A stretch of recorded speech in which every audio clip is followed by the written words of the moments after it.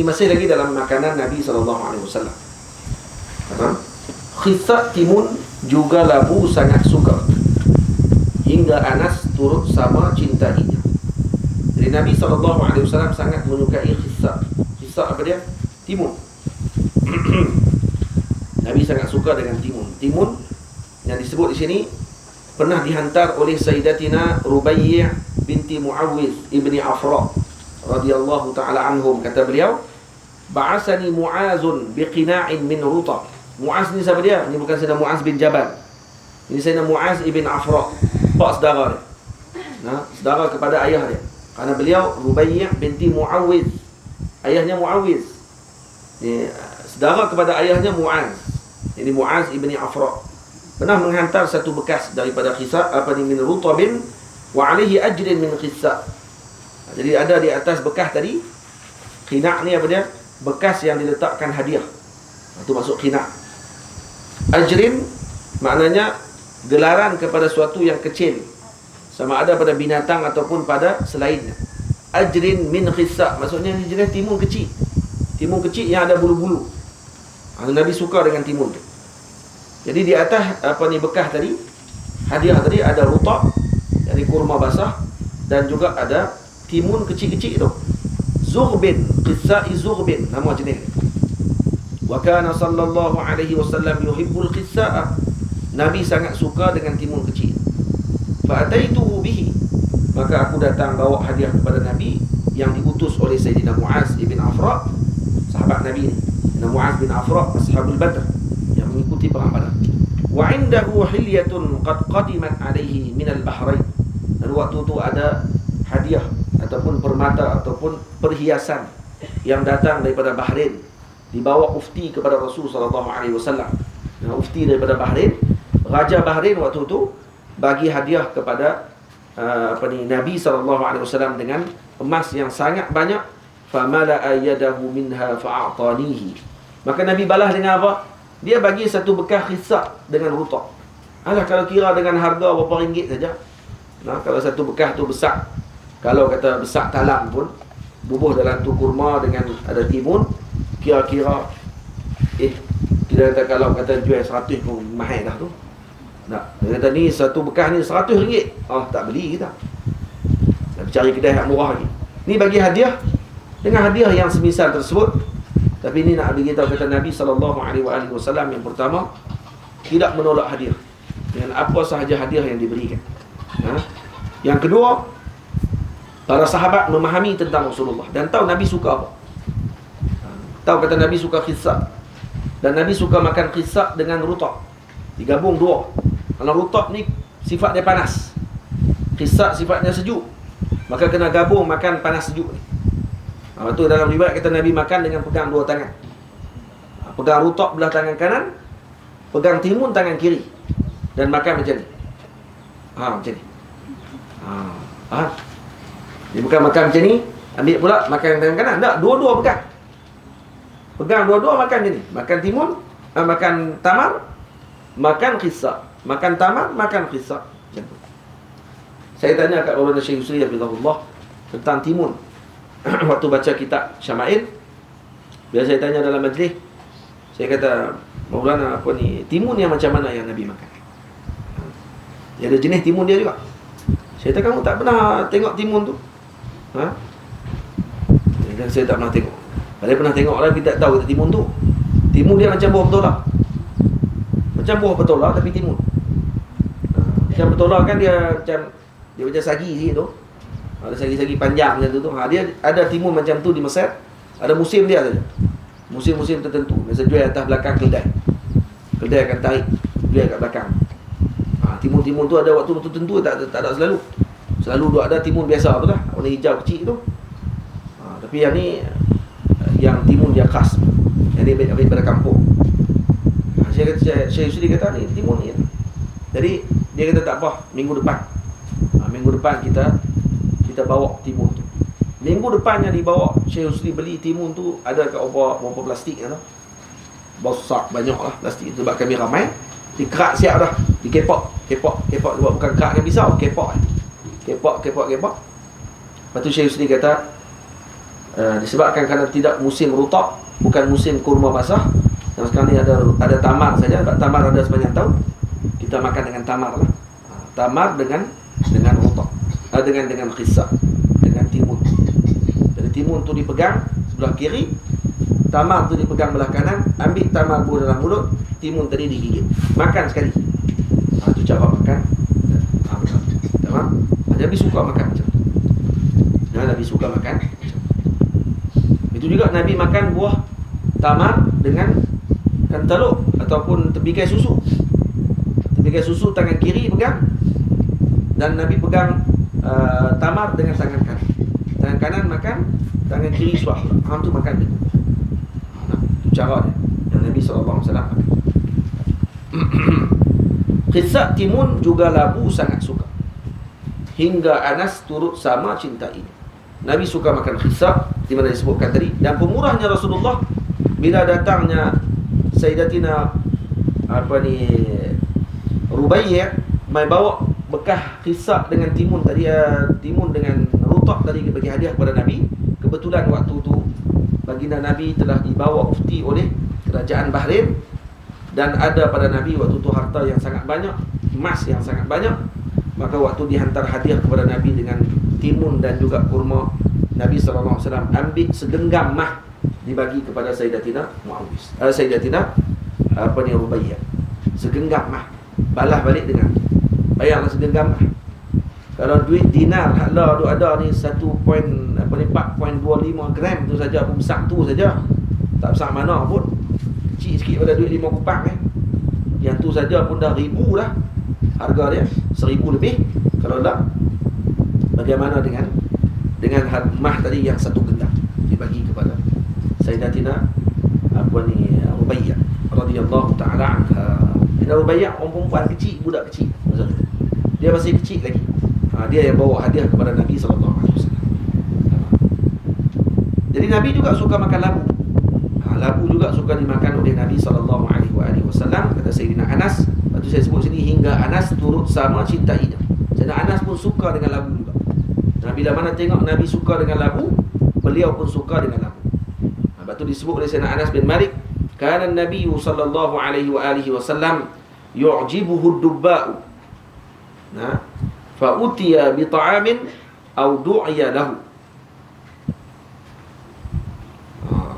Jom hadis ni.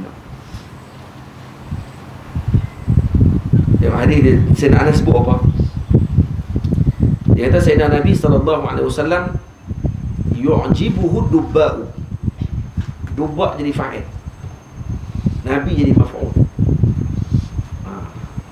Maksudnya apa dia? Dubba' menyukai Nabi. Yu'jibuhu dubba'u. Dubba' jadi fa'il. Jadi tak baca sini yu'jibu ad-dubba'a.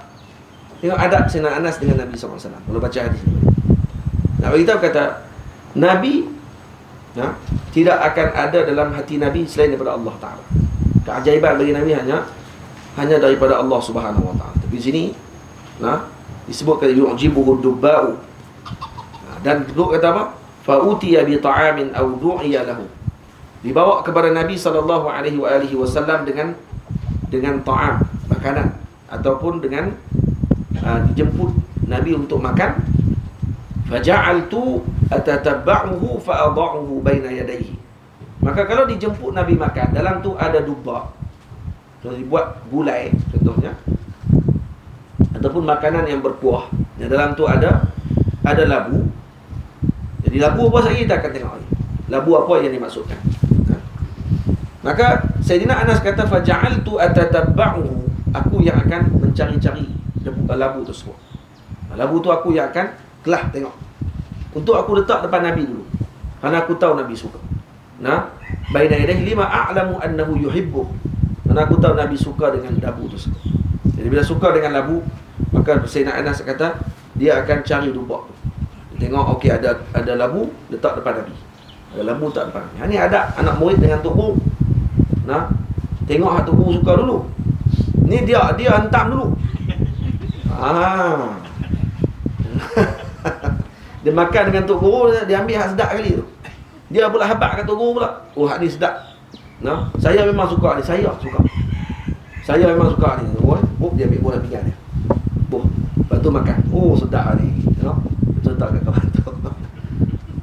Dia kalau kata ni, tengok adab Sayyidina Anas bin Malik, makan dengan Rasulullah, dibagi dulu kepada Rasulullah sallallahu alaihi wasallam. Dan Nabi, ini kata Sayyidina Rusli hafizahullah ta'ala, ni dalil menunjukkan kepada toleransinya Nabi yang sangat tinggi. Karena biasanya makanan yang diletakkan dengan labu dan seumpamanya diletak sekali dengan daging. Nah, kalau dijemput Nabi dengan makanan, kalau kata daging ada, kenapa Nabi ambil labu dulu? Karena biasanya itu tak dimakan oleh orang.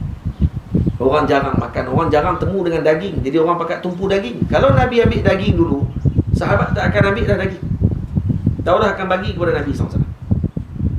Padahal Nabi sangat suka dengan daging.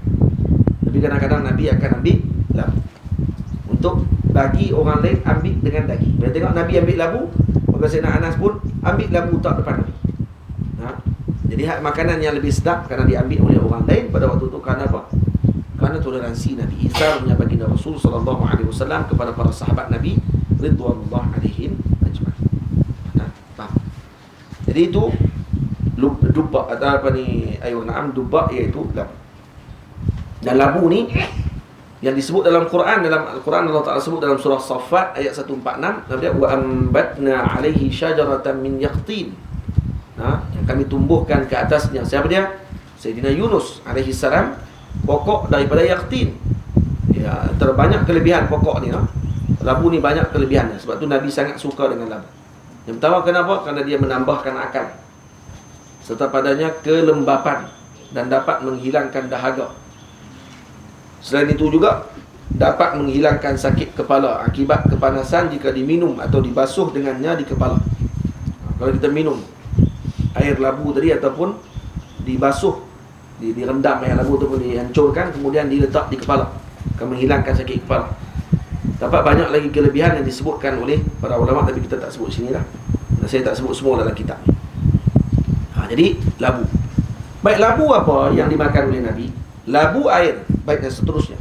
Labu air atau labu kuning jua jadi bahasan oleh para ulama. Para ulama berbahas, labu jenis apa yang dimakan oleh Nabi SAW? Baik, yang satu di mana? Sebahagian ulama jadi berbeza pandangan ulama ni pada masalah ni. Al-Imam Muhammad Abdul Hayy Ibnu Abdul Karim Al-Kittani rahimahullah wafat pada tahun 1962. Dia menulis perbahasan yang menarik tentang masalah ini dalam kitab beliau Muniyatus Sa'il Khulasatus Syama'il. Dalam ini beliau menyebutkan bahawa Syekh Ahmad Ibnu Abdul Qadir Al-Qadiri yang wafat pada tahun 1720 Masihi, 1720 Masihi, menyebutkan di dalam rihlahnya Tuhfatul As, bahawasanya beliau yang bahawasanya labu yang disukai oleh Nabi itu tidak terdapat di tanah Maghrib, kata Syekh Ahmad Ibn Abdul Qadir Qadiri. Manakala Al-Imam Abu Zaid Abdul Rahman Ibnu Abdul Qadir Al-Fasi rahimahullah yang wafat pada tahun 1648 Masihi menyebutkan bahawa labu yang disukai oleh baginda Nabi SAW itu dikenal dengan Al-Qar'us Salawi. Al-Qar'us Salah, labu daripada negeri Salah. Salah di mana ni? Salah di Maghribi, bukan di Kuala Salah. Percaya Kuala Salah pula. Kata, oh, Nabi Yunus pernah terdampar di Kuala Salah. Ada di negeri Salah di mana ni? Di Maghrib. Jadi beliau berhujahkan sedemikian kerana labu jenis itu adalah merupakan yang terbaik dan baginda SAW tidak menyukai melainkan yang terbaik. Jadi kadang hujahnya kata apa? Labu tu yang terbaik sekali. Labu Salah. Labu Salah ni labu apa ni? Labu ayam lah. Labu ayam, labu kundur. Labu ayam, labu kundur sama? Tak sama lah. Lain labu ayam. Tak boleh. Silap dia kan labu kundur sama tak sama lah. Oh, tak sama. Dia rasa lain lah. Tapi bentuk sama. Bentuk tak sama lah. Tak erti saya tu. Oh, ya gitu. Baik. Oh, gitu. Baik. Kemudian Selain itu, disebutkan dalam riwayat bahawa labu yang dimakan baginda berbentuk panjang dan bujur pada yang ditebuk di tengahnya untuk dijadikan bekas simpanan air. Labu apa tu? Labu ayam. Tu salah kau perempuan lah. Dia pandai lah tu. Tu pakai jawab habis tu. Tidak, dia tidak ni.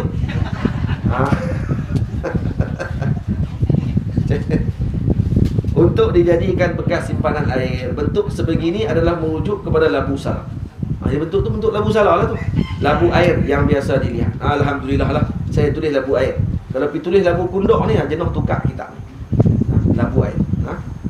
Kata Imam Muhammad Abdul Hayy Al-Kittani rahimahullah, sebahagian orang-orang soleh dari salaf telah menceritakan kepadaku bahawa dinisbahkan labu tersebut kepada salaf kerana ketika mana Sayyidina Yunus dikeluarkan daripada perut ikan nun, ikan paus tadi, baginda Yunus alaihi salam, Nabi Allah Yunus, terdampar di salaf, jadi di Maghribi.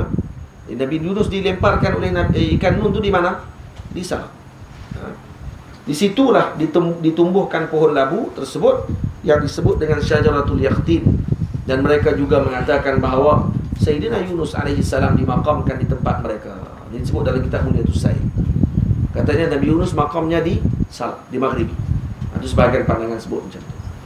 Jadi kita pun sebut di atas, labu air atau labu kuning jua jadi bahasan oleh para ulama. Baik, labu mana ni yang Nabi makan? Labu air ke labu kuning? Dan Abdul Hayy Al-Kittani, imam kita, ini Imam Abdul Hayy Kittani, telah memilih pandangan yang pertama. Mana pandangan pertama? Labu air. Yang saya sebut sebelum, labu air atau labu kuning. Jadi yang pertama labu air, yang kedua labu kuning. Maka Imam Abdul Hayy Kittani memilih pandangan yang pertama, iaitu labu air. Dia pilih pandangan pertama itu labu air, iaitu Qar'us Salawi. Jika kamu ingin pilih yang kedua, terpulanglah, ini hanya khilaf saja. Kenapa saya tulis macam tu? Kenapa saya tak sebut? Ada juga pandangan yang kedua, labu kuning juga dimakan baginda. Boleh juga contoh macam tu. Buat syair macam tu. Labu kuning juga disebut ulama pernah juga dimakan oleh baginda. Kalau nak buat syair saya tulis. Tapi kenapa saya tulis jika kamu ingin pilih yang kedua, terpulanglah, ini hanya khilaf saja. Ini seolah-olah macam saya tengah nak kata kat seseorang. Memang pun. Memang saya nak kata kat seseorang pun. Karena orang tu kata dekat saya. Masa saya tulis benda ni di dalam Facebook, sebelum saya tulis kitab ni, masa tengah tulis kitab ni, saya tulis dalam Facebook dulu. Tak gambar. Ini antara contoh labu yang dimakan oleh Nabi. Salah satu pandangan saya kata. Ada pandangan kedua, disebut oleh Al-Imam Abdullah Syarqawi, Syekhul Azhar. Kata beliau labu kuning. Dia kata labu kuning.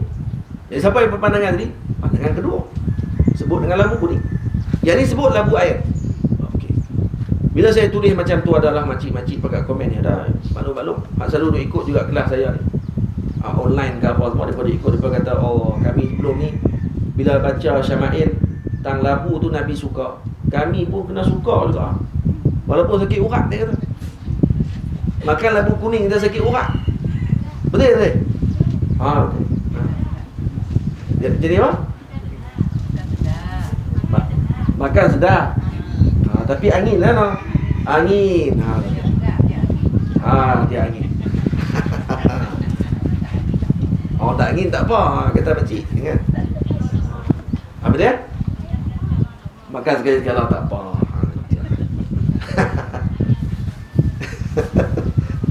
So, nak sembang betul. Maklum sembang sama. Boleh? Dia sembang saja, kena buat lah. Dia kata sedap tu kena buat lah kat kita. Mari hantar kat pondok ni. Labu ada ke? Ada. Buat Sarawak ke, buat apa ke, main tak ke pondok. Tapi bagi saya ada lah waktu tu. Apa dia? Baik. Jadi bila saya sebut macam tu, ada makcik-makcik ni pakai komen. Dia kata, angin lah, sakit urat lah, macam-macam lah. Lepas tu ada seorang ni balas, dia tulis, dia sebut dalam kuliah dekat mana, saya tak tahu lah. Ada orang cerita kat saya. Dia kata, apa Ustaz Nazrul disebut macam tu, dia kata. Kata labu air, kata. Dia kata, labu air apa, dia kata. Kalau ambil musalsal hadis labu, Ada musalsal labu. Musalsal makan labu, ada musalsal makan labu. Musalsal makan labu, dia kata labu kuning. Tok guru duk jamu labu kuning. Syekh Yasin Padang pun jamu labu kuning. Dia kata tiba-tiba dia kata labu air. Dia kata, main mana ni labu air? Oh, dia kata, supalah saya dibuat reka cerita. Macam mana saya tulis kitab ni, saya sendiri duk fikir tuan-tuan duk rumah tu labu air pun no. Sedap sikit dia tak buat gulai. Kenapa? Kalau labu kuning orang buat gulai kan labu kuning? Oh boleh juga no. Tak baik. Sedap tu. Oh tak boleh kawan, tak boleh lawan dengan orang perempuan, tak boleh lawan. Dia pun boleh buat semua. Jadi saya kata labu kuning, labu ayak lah yang manis ni. Labu kuning pun manis juga kan. Labu ayak boleh buat ayak. Jadi bila kata macam tu, dia kata macam saya pandai-pandai. Lepas tu saya sebut kata bukan pandangan saya. Yang sebut ni Syekh Muhammad Abdul Hayy Kitani. Sidi Abdul Hayy Kitani juga muhaddis kabir. Awak dia tak ada ke musalsal makan labu tu? Lebih pada tu lah dia ada. Sidi Abdul Hayy Kitani ni alim besar yang juga dikira sebagai muhaddis yang antara yang paling agung pada zaman tersebut. Sidi Abdul Hayy Kitani ni guru kepada Syekh Yasin Padang. Guru kepada Syekh Yasin Al-Fadal. Rahimahullahu ta'ala. Syekh Yasin Padang sendiri ambil ijazah dengan beliau. Dia pernah datang ke Mekah.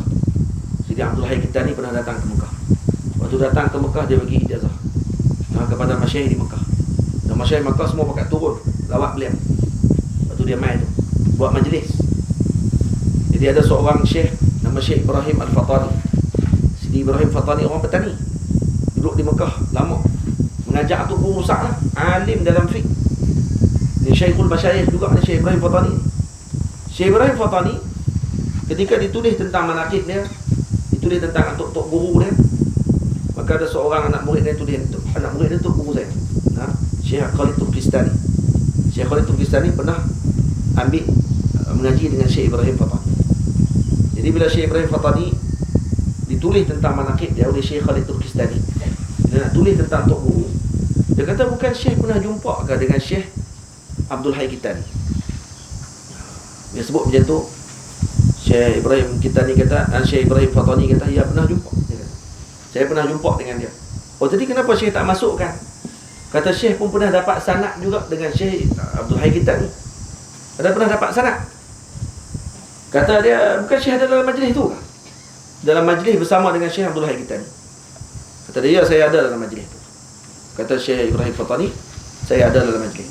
Tapi Syekh Muhammad Abdul Hayy Kitani, awak halau dia apa? Berak ke apa? Takut kucing? Dia tengah berak? Nak berak betul. Dia kan ilham takut kucing ke? Jadi bila orang panggil apa? Dia kata saya ada dalam majlis. Tapi Sidi Abdul Hayy Kitani kata, saya ijazahkan ini kepada para ulama Makkah, kata dia. Dia kata saya ijazahkan sanad saya ni kepada para ulama Makkah. Sebab para ulama Makkah, kata si Syekh Ibrahim Fatani, dia kata walastu minhum, dan aku bukan ulama Makkah, kata dia. Aku ni talibul ilm, penuntut ilmu sahaja, bukan ulama Makkah. Jadi aku tak layak untuk masuk dalam sanad. Padahal dia tu guru besar. Mengajak di Masjidil Haram. Tu guru besar. Mengajak dalam bahasa Arab, bukan bahasa Melayu. Mengajak dalam bahasa Arab. Mengajak fiqh, ni kira alim fiqh, dia panggil tok faqih waktu tu di tanah haram pada waktu tersebut. Syekh Ibrahim Al-Fatani. Tu pun dia tawaduk sungguh sampai dia kata, saya tak layak masuk dalam sanad tadi kerana Syekh Muhammad Abdul Hayy Kitani, kata beliau, saya ijazahkan sanad ni kepada para ulama Mekah. Walastu, dan aku bukan termasuk di kalangan mereka. Tu dia. Macam tu noh. Tawaduk. Kita akan sebut duduk dalam majlis tu pula, saya telah ijazah pada ulama Mekah. Alhamdulillah saya duduk dalam tu. Dia bagi kat semua ulama Mekah. Alhamdulillah saya dalam tu. Kemah tak ada. Jika kamu ingin pilih yang kedua, terpulanglah. Ini hanya khilaf saja. Hanya kalau kamu nak pilih pandangan kedua, silalah, terpulang. Ini khilaf. Bila sebut khilaf, dia tak payah duduk berkeli buat apa? Kamu nak buat sanad dengan nak bagi makan dengan labu kuning, silakan. Kamu nak buat juga dengan labu air, silakan, tak ada masalah. Dua-dua ada pandangan, jadi jangan berkeli. Itu maksudnya. Makanan yang pernah disentuh baginda ada lagi tak dapat disebut semua. Banyak lagi makanan yang disentuh oleh Nabi SAW, tak dapatlah kita nak sebut semuanya. Tamam? Tak dapat nak sebut semua sekali. Nanti saya sebut juga sebahagian di dalam. Nah, saya kita baca. Seorang penuntut yang tinggi himmahnya tidak cukup dengan nazam ini saja. Jadi kalau penuntut ilmu yang tinggi himmah, dia tak cukup baca kitab ni saja. Dia kena baca kitab yang banyak lagi untuk tahu tentang Rasulullah SAW. Tingkatkanlah himmahmu wahai saudara demi mengenal kekasihmu tercinta. Jadi kalau nak bagi kita kenal Nabi, kena tingkat himmah kita. Semangat kita kena tinggi, kena baca banyak, kena mengaji banyak. InsyaAllah jumpa lagi dengan kau-kau yang lain. Tapi itu pun saya sebut juga di bawah dalam syarah. Makanan yang pernah disentuh oleh Nabi, antaranya adalah Nabi pernah memakan khal ataupun cuka. Cuka Nabi pernah makan. Qadid, daging yang dikeringkan dan diletakkan padanya garam. Qadid, itu pun Nabi pernah makan. Nah, kalau di Mesir daging qadid ni dipanggil apa? Bastarmah dipanggil. Nah, bastarmah. Bastarmah ni mahal juga kalau jual. Dia macam daging, orang panggil apa, daging dia bagi macam padat tu. Dia akan kerak sikit-sikit, bubuh dalam roti. Daging dia masin. Dia masin, kita kerak sikit-sikit, goreng dengan telur, bubuh dalam roti. Allahu Akbar. Tengah hari pula tu cerita. Ingat? Bulan puasa pula tu. Mahal lah tu roti tu, boleh tahan lah. Ada kedai mahal lah makan. Saya selalu juga makan tu. Sebab sedap. Cadang tu sayang masa balik Mesir tak beli datang tu bawa balik. InsyaAllah nak pergi Mesir ni saya nak beli bawa balik nak beli daging tu bawa balik. Daging tu tahan lama, duduk dalam rumah gantung lepas tu nak makan kerak sikit-sikit, lepas tu buat kecil-kecil, goreng dengan telur, buh dalam roti. Allahu Akbar. Ini makanan orang Mesir lah, makanan orang Arab, makanan orang Eropah pun makan itu juga. Jenis tu dia panggil qadid. Nabi makan qadid. Tapi kita makan qadid tu sebab apa? Sebab bila tengok qadid tu ingat Nabi SAW. Nabi pernah makan qadid, jadi dapat pahala waktu makan. Kerana makan tadi kerana ingat Nabi SAW. Jadi nak beli qadid tu kerana apa? Kerana Rasulullah SAW. Al-faluzaj. Faluzaj apa? Sejenis manisan. Pun Nabi makan juga. Kita tak tahu bentuk dia macam. Al-kabid, hati kambing yang dibakar. Orang Arab memang dia punya sifat dia, kalau kata dia sembelih kambing, elok sembelih kambing saja. Tahu pertama selepas dia siap kulit kambing tu, dia siap kulit kambing senang. Dia tak payah duk payah-payah dia londeh kambing suruh sekali. Kambing dia akan bubuh tiup angin tu, dia pam jadi kembung, lepas tu dia teruk tarik tu. Kambing dia pakai baju. Dia senang dia tarik itu, dia tak payah kerak lah. Jadi kemudian dia akan ambil bahagian hati, dia akan kerak slice tu, dia akan bakar terus waktu tu juga. Tak bubuh apa. Kok nak bubuh dengan percah sikit ke apa ke, dengan garam sikit ke, tak bubuh lah. Dia bakar mentah-mentah itu, bakar, kemudian makan terus. Waktu tu juga makan. Kambung dengan nasi pun ada, gigit terus makan. Tu makan kabid. Nabi pernah makan daging bahagian hati kambing. Lepas tu sarid. Sarid ni jenis makanan kalau di Mesir dikenal sebagai fattah. Fattah ni macam mana nasi dia? Dia buat roti, dia buat nasi, dia buat roti, dia buat nasi, dia buat roti dia diselang-seli. Kemudian dia masak dengan sup, dengan air rebusan daging. Atas kali ada daging. Itu dipanggil fattah. Kalau di Makkah dipanggil sarid. Dan sarid juga kadang di Makkah dia bubuh macam-macam, dia bubuh jagung dalam tu, dia bubuh macam-macam. Ini makanan yang kira mewah lah kalau kata di Mesir tu. Kira ni antara yang sedap lah. Kalau bulan Ramadan dijamu di Maidatul Rahman. Maidatul Rahman ni macam more kita buat buka puasa di masjid lah. Dia akan buat macam tu. Jadi ini antara makanan yang sedap pada bulan Ramadan, khususnya kepada kami inilah untuk ilmu sonok lah waktu tu. Kemudian qazirah, iaitu daging yang dipotong kecil yang dimasak menggunakan air yang banyak sehingga ianya lembut lalu dimasukkan tepung. Ini tak nak makan kita. Nama qazirah pun Nabi makan. Dan kalau tak dimasukkan daging, maka ianya disebut asidah. Dia akan jadi asidah. Kalau kita panggil sini qasidah. Tu qasidah tu lah, itu makan tu, qasidah tu. Bubuh bawang dalam tu. Macam tu dah. Daging mahal ke murah? Biasa. Biasa. Berapa tu sekilo? Berapa lagi? Oh, boleh tahan kok. Daging kalau yang tapi tak mahal mana tak mahal. Boleh lah, boleh makan. Cuma banyak orang Melayu kita duk makan daging import kan. Tapi Arab tak makan daging import. Arab kata daging import ni dia kata selipar. Dia kata makan daging import semua dengan pepok selipar dia. Tak ada apa. Dia kena makan daging asli tu. Yang duk gantung dekat kedai tu. Tu kerak tu baru makan. Tu baru betul. Dia kata tu baru daging. Mereka pun kemah juga. Tapi selipar-selipar pun makan juga. Mereka pun makan juga. Baik. Tu asidah. Kalau tak masuk daging jadi asidah. Kalau masuk daging dia panggil khazirah. Kemudian keju. Nabi makan keju. Lagi Nabi makan apa? Kabas. Kabas apa dia? Buah pokok arak. Pokok arak tu, pokok ni kayu sugi dia. Ni kayu zaitun. Ada kayu arak warna koko tu.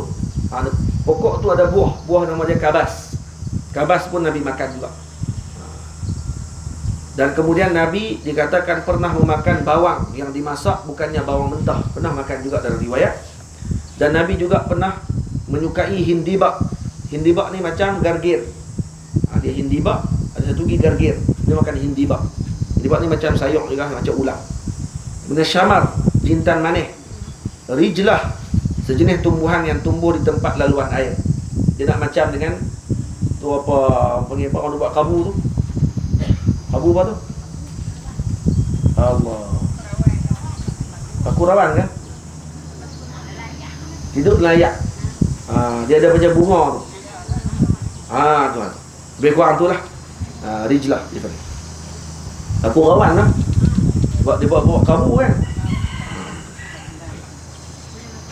Boleh belakang, goreng, boleh apa semua. Tu dia. Orang tu. Cerita bak dapur ya, dia pun masuk semua kan. Baik.